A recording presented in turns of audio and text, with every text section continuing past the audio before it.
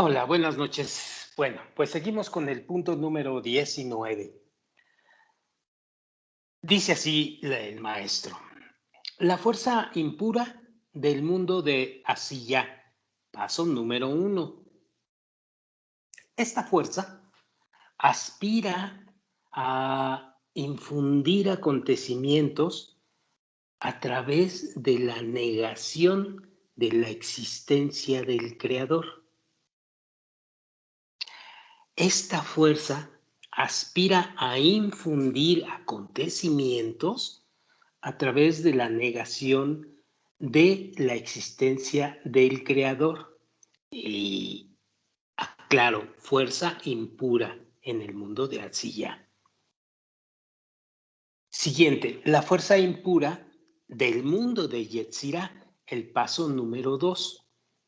Esta fuerza aspira a convencernos de que el mundo está gobernado no a través del castigo y la recompensa, sino que por medio de la arbitrariedad.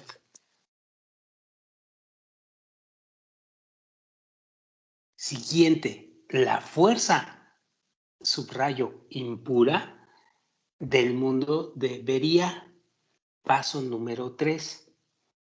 Esta fuerza aspira a neutralizar nuestra percepción del amor del Creador por nosotros, lo que a su vez invoca nuestro amor por Él.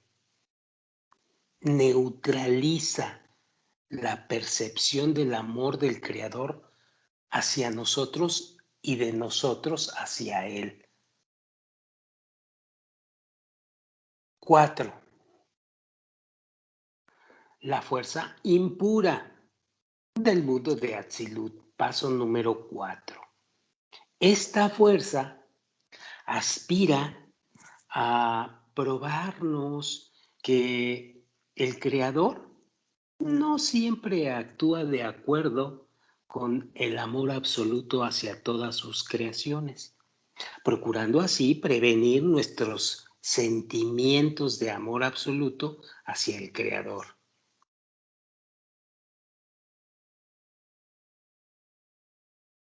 Por lo tanto, se hace claro que nuestra elevación a cada uno de los niveles espirituales consecutivos, la revelación del Creador y el logro del placer de acercarse a Él, pues requiere nuestra superación a las respectivas fuerzas opuestas. Estas surgen en las formas de pensamiento y deseo, es decir, vamos esquematizando a través de nuestra percepción con la realidad, vamos esquematizando estas fuerzas impuras y les vamos a dar, digamos, un pretexto para nulificar lo que hablábamos acá arriba. El amor al Creador, etcétera, etcétera, etcétera. Entonces, nuestra percepción del mundo, ¿sí?, será alejamiento del Creador y del pensamiento del hombre. Bueno,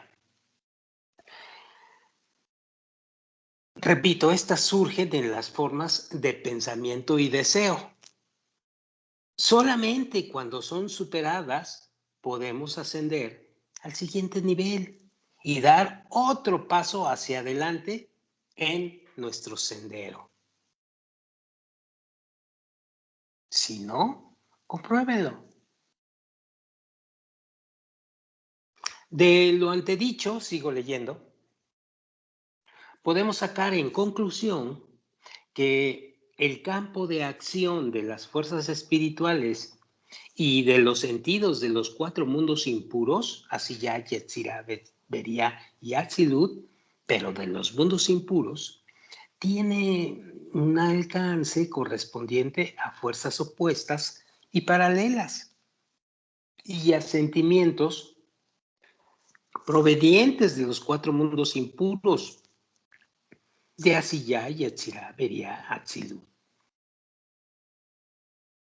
El movimiento hacia adelante es un proceso alternante. A veces estás arriba, bajas, vuelves a estar arriba, bajas, vuelves a estar arriba. Es un proceso alternante. Solamente después de superar todas las fuerzas y obstáculos impuros, pero enviados a nosotros por el Creador, no se olvide, y luego pidiéndole al Creador que se revele, nos vamos dotando de la fuerza necesaria para soportar el poder de las fuerzas, de los pensamientos y de los deseos impuros. Y podemos alcanzar la etapa pura. Así es en nuestro proceso de vida. Desde el nacimiento, cada uno de nosotros se encuentra en un estado en el cual el Creador está encubierto por completo, a fin de empezar a comenzar o de comenzar el avance en el sendero espiritual descrito. Y es necesario, dice el maestro, lo siguiente, punto número 1, percibir que nuestro estado actual es verdaderamente inaguantable. Ya no puede soportarlo. Tanto dolor, tanto sufrimiento, tanta confusión, tanta histeria, tanto consecuencia problemática. Ya estoy harto, ya no lo aguanto más. Número 2, sentir, por lo menos en cierto grado, que existe el Creador. Número 3, sentir que dependemos únicamente del Creador. Y número 4, reconocer que solo el Creador puede ayudarnos. Si ya sentimos estas 4 frases o estos 4 sentimientos, entonces vamos directo al camino espiritual. Sigo leyendo. Revelándose, el Creador puede alterar nuestros deseos inmediatamente y formar dentro de nosotros una inteligencia con una esencia nueva. Esto es lo que te da ese deseo, esto es lo que te da este hartazgo en un inicio, volver o revolver y transformar tus pensamientos hacia una inteligencia con una esencia nueva. El aparecimiento de estos fuertes deseos despierta de inmediato dentro de nosotros los poderes para satisfacerlos. Entonces, primero deseamos que ya no sea como es, deseamos transformar, deseamos asociarnos con el Creador y con solo desearlo empezamos a dinamizar el camino propio espiritual que nos corresponde y empiezan a conectarse conexiones que antes estaban dormidas en nosotros.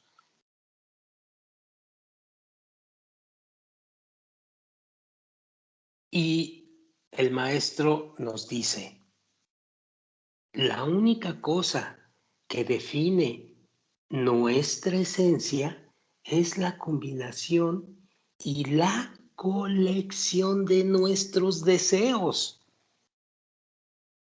¿Qué tanto quieres seguir así? ¿Qué tanto quieres cambiar? ¿Es un anhelo o todavía hay que madurar más tu deseo por él? Sigo leyendo. Nuestro raciocinio existe solamente para ayudarnos a lograr estos deseos. En realidad, el raciocinio sirve nada más como una herramienta de ayuda.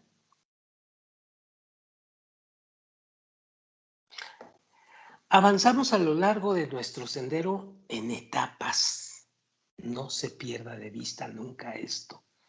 Avanzamos a lo largo de nuestro sendero en etapas, adelantando paso por paso, siendo influenciados de forma alternada por la fuerza egoísta impura, que le vamos a llamar la izquierda, y por la fuerza espiritual pura, que le vamos a llamar la derecha. Así vamos a ir alternando en todo nuestro camino espiritual y en todos los niveles que te da el camino espiritual.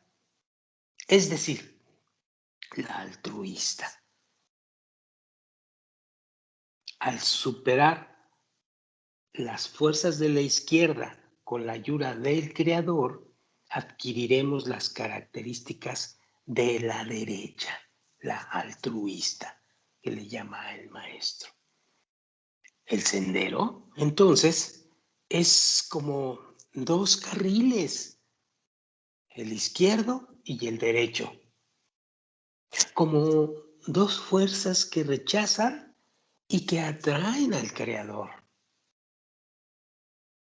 que es similar a los dos deseos a los cuales vamos a estar íntimamente ligados en nuestro trabajo interior del camino espiritual, que es el egoísmo y el altruismo.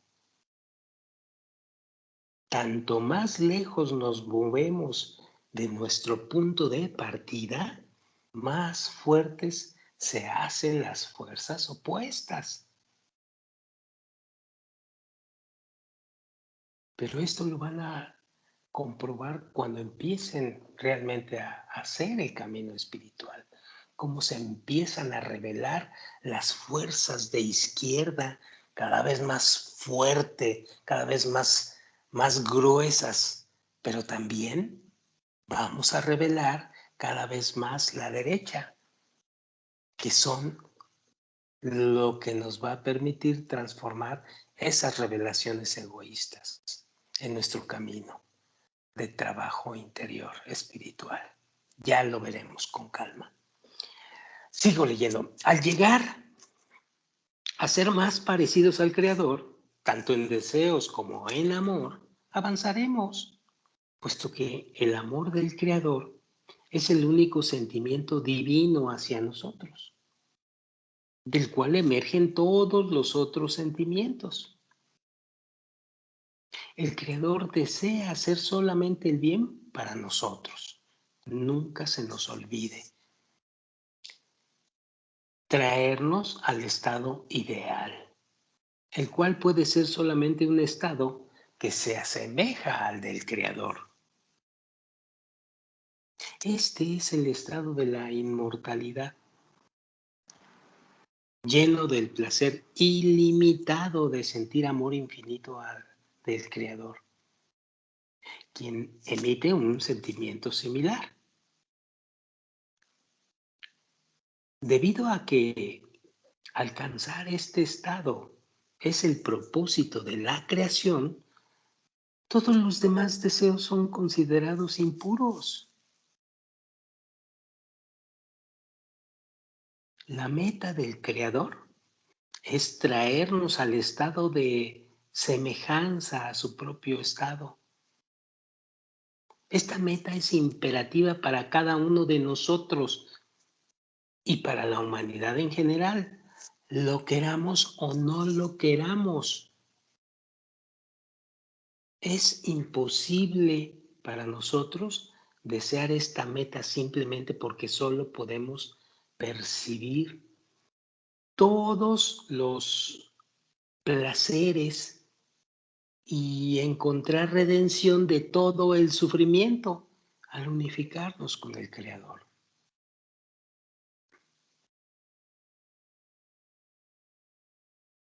Algo que no se nos debe de olvidar: el sufrimiento es enviado por el Creador mismo. ¿Con qué propósito? Para forzarnos a avanzar, para obligarnos a cambiar nuestros ambientes, nuestros hábitos, nuestras acciones y nuestras perspectivas, puesto que instintivamente estamos preparados para liberarnos del sufrimiento. Además, no podemos experimentar placer sin primero experimentar el sufrimiento.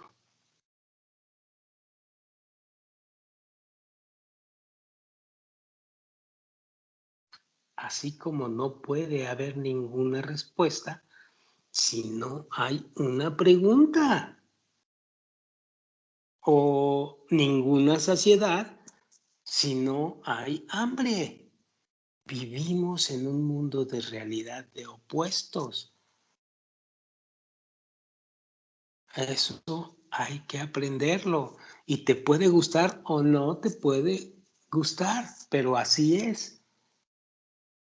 De tal manera, para experimentar cualquier sensación, debemos primero experimentar lo opuesto. Por lo tanto, para experimentar la fuerza atrayente y el amor por el Creador, pues debemos experimentar los sentimientos exactamente opuestos, tales como el odio y la alineación de las ideas, los hábitos y los deseos. Ningún sentimiento, dice el maestro, puede nacer de un vacío. Debe haber un deseo definitivo de lograrlo. Por ejemplo, una persona debe ser instruida para entender y, por lo tanto, amar la música. Una persona inculta no puede captar la felicidad de quien es educado. El que después de esfuerzos vigorosos descubre algo nuevo que estuvo siendo divisado por mucho tiempo.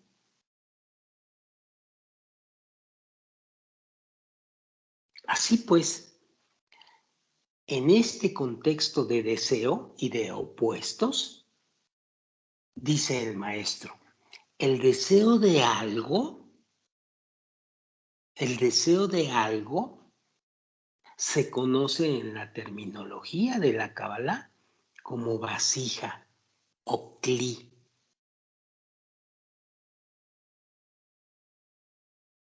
Y no se nos debe de olvidar esto. El deseo de algo se conoce en la terminología de la Kabbalah como vasija o kli. Y sobre este kli o sobre esta vasija vamos a iniciar el camino de la transformación hacia el altruismo. Sobre nuestros deseos se van a resumir y pronto vamos a saber recibir en nuestros deseos correctamente. Entonces, no se nos debe de olvidar que el estudio de los deseos en la Kabbalah es vital, y lo vamos a ver profundamente en esto. Sigo leyendo. El deseo de algo se conoce, repito, en la terminología de la Kabbalah como vasija o kli, debido a que precisamente la sensación de carencia, es decir, cuando tienes un deseo y no lo estás satisfaciendo, esa le llaman carencia, la sensación de carencia, es una condición necesaria para que el placer lo llene.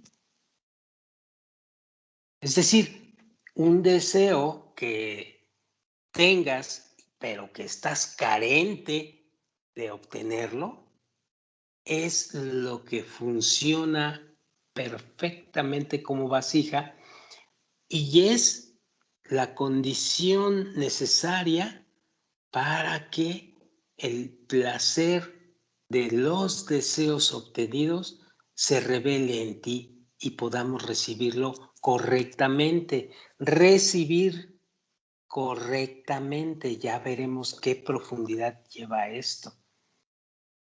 Bueno, es una condición necesaria la carencia para que el placer lo llene. La magnitud del placer que uno recibirá en el futuro, pues depende, por supuesto, de la magnitud de la vasija, si es un deseo enorme o es un deseo pequeño. Entonces, si es enorme, la carencia va a ser enorme. Y entonces el placer que vas a recibir sobre ese deseo enorme también va a ser grande.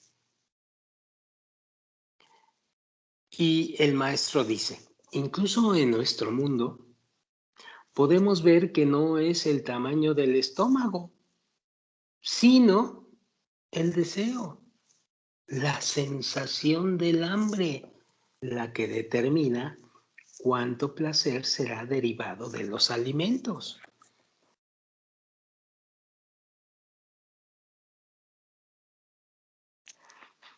El nivel de sufrimiento de la ausencia de lo que es deseado, repito, el nivel de sufrimiento de la ausencia de lo que es deseado, o bien la carencia, determina el tamaño de la vasija. Y esto a su vez, pues determina la cantidad de placer por ser recibida. Tienes mucho deseo, tienes mucha carencia, entonces va a ser una cantidad de placer enorme la que llene esa vasija cuando llegue. El placer que satisface el deseo de ser gratificado se conoce como luz. Repito esto porque es muy importante que no se olvide, porque se va a estar utilizando diario y en cada momento. El placer que satisface el deseo de ser gratificado se conoce como luz, hablando de forma cabalista, porque dota o da a la vasija o a tu deseo una sensación de plenitud y una sensación de satisfacción.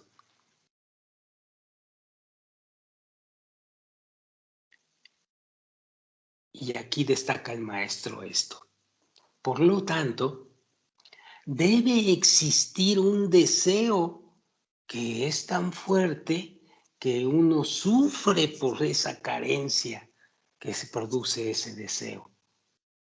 Y solamente entonces puede decirse que la vasija está preparada para recibir la abundancia que la persona tanto estaba esperando.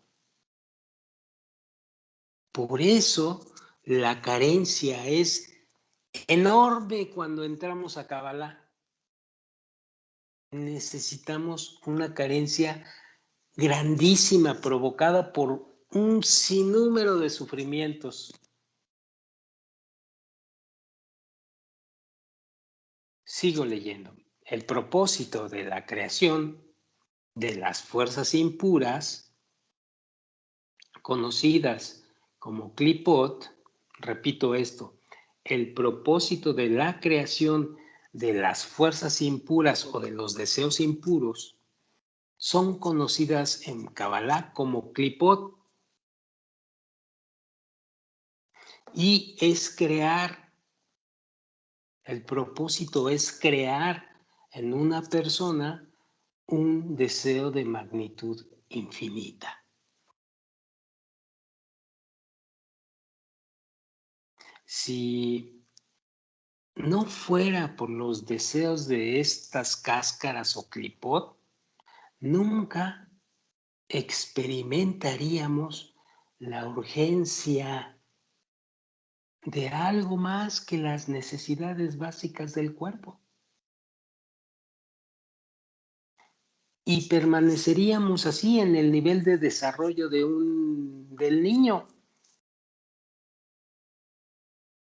Las cáscaras o esas fuerzas impuras que nos empujan a buscar deseos son las que nos obligan a buscar nuevos placeres, nuevos deseos para ser llenados con nuevos placeres.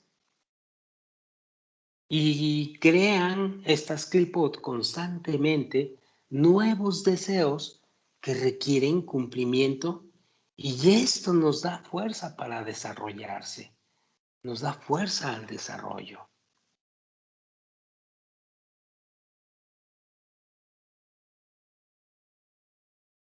El logro de las cualidades que caracterizan al mundo, Atzilut, se conoce como la resurrección de los muertos, hablando en términos cabalistas.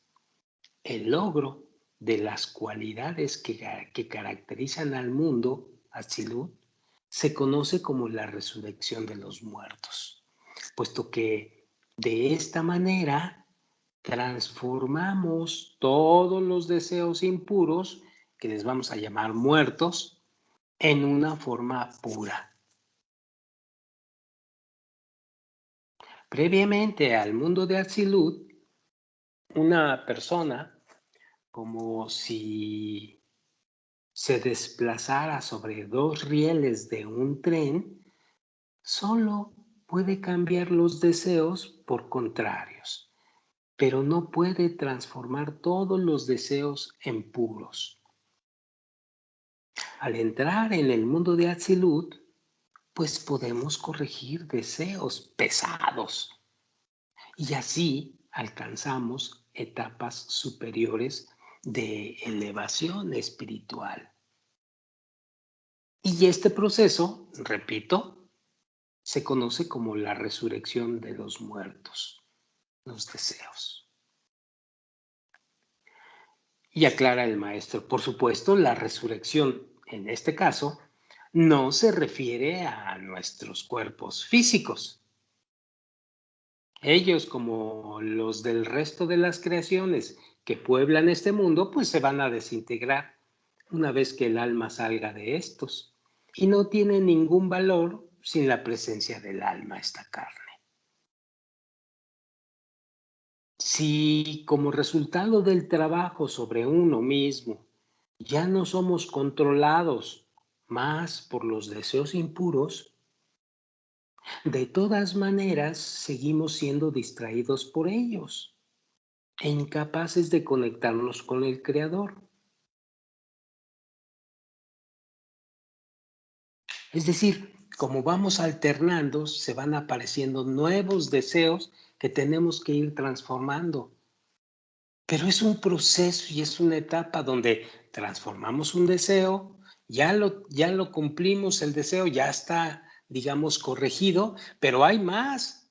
Y entonces, este proceso donde corregimos y aparecen más, corregimos y aparece otro, corregimos y aparece otro.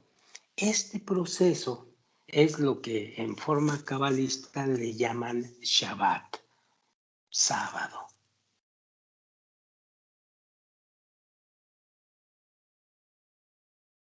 Pero si nuestros pensamientos y anhelos por el Creador fueran desviados, ya sea por nosotros o a través de la influencia de los pensamientos de otros, y permitiríamos a estos pensamientos o deseos extraños entrar, a esto le llamaríamos que es una violación del Shabbat.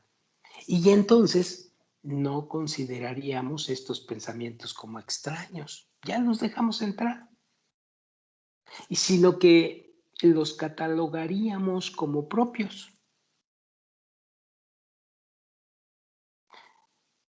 Y ya no nos damos cuenta de nada.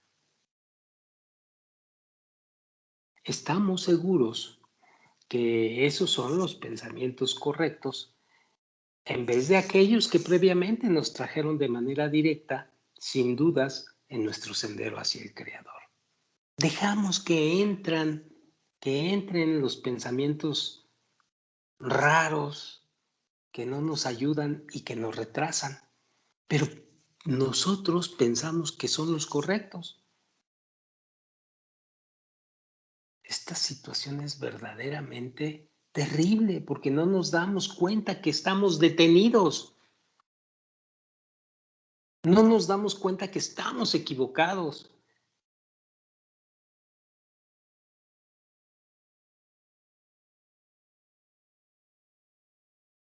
Si un gran hombre, dice el maestro, que es un experto en cierta área, se asocia con otros del mismo campo, que son de segunda categoría, y ellos lo convencen de que es mejor trabajar sin entusiasmo que con toda su alma, pues entonces este gran experto perderá su talento de forma gradual. Pero si tal experto se encuentra entre trabajadores mediocres, pero proviene de una área de pericia diferente, entonces tal persona no será dañada, puesto que no hay asociación entre esa persona y los otros trabajadores. Por lo tanto, aquel que desea verdaderamente tener éxito en un campo particular de destreza, debe esforzarse en ser parte de un ambiente de expertos que tratan sus trabajos como un arte. Así es el trabajo interno en la Kabbalah. Aparte de esto, la diferencia más notable entre un experto y un trabajador común es que un experto deriva placer del trabajo mismo y de sus resultados. Deriva, encuentra placer del trabajo mismo y de lo que va a encontrar en él. Y no de los salarios percibidos por ese trabajo. Como consecuencia, aquellos que verdaderamente desean elevarse espiritualmente, pues deben de tener mucho cuidado del entorno y verificar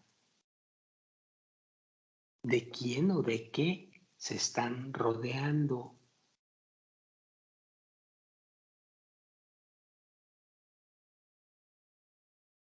Si en un ambiente de gente que carece de fe en el Creador, entonces los que buscan la elevación espiritual son como expertos entre especialistas en un campo diferente.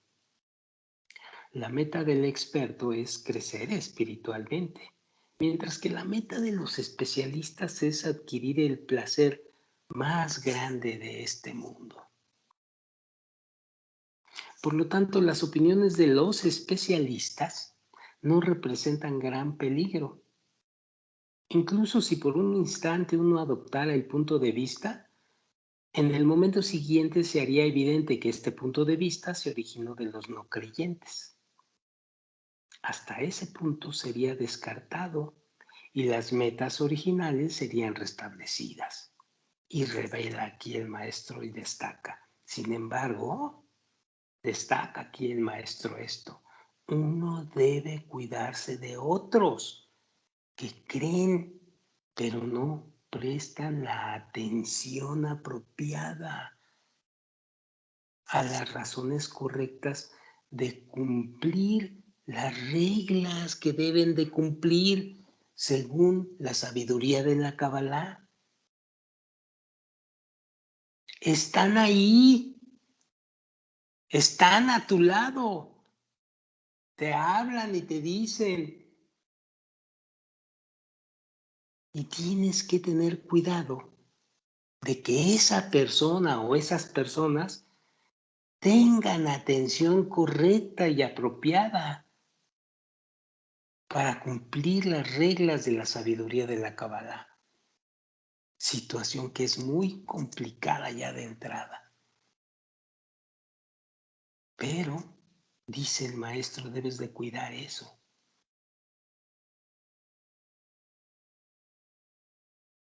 Refiriéndose a esa gente, dice el maestro, esta gente anticipa la recompensa que les espera en el mundo por venir y cumplen los mandamientos solo con ese propósito. Ellos deben ser evitados con esmero. Uno debe ser especialmente cauteloso de los que se llaman a sí mismos cabalistas o místicos y alejarse lo más posible de ellos. Esta gente puede causar daño a las nuevas capacidades adquiridas por uno en esta área.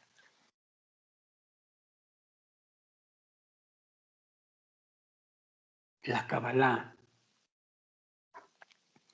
presenta la creación como algo consistente en dos componentes: el creador y su deseo de ser gratificado por la cercanía a él. Este deseo de satisfacción como fuente de lo infinito, el placer absoluto, se conoce como el alma.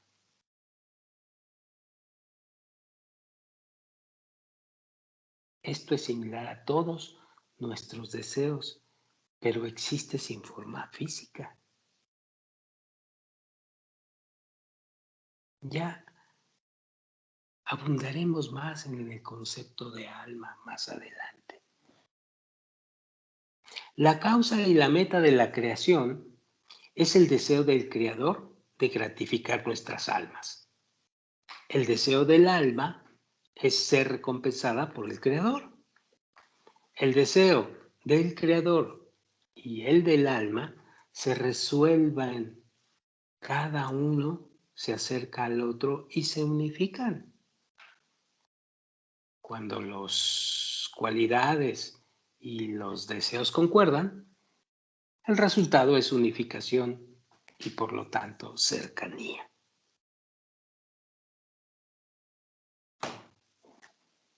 Bueno, vamos a dejarle aquí y nos vemos para seguir desarrollando este punto número 19.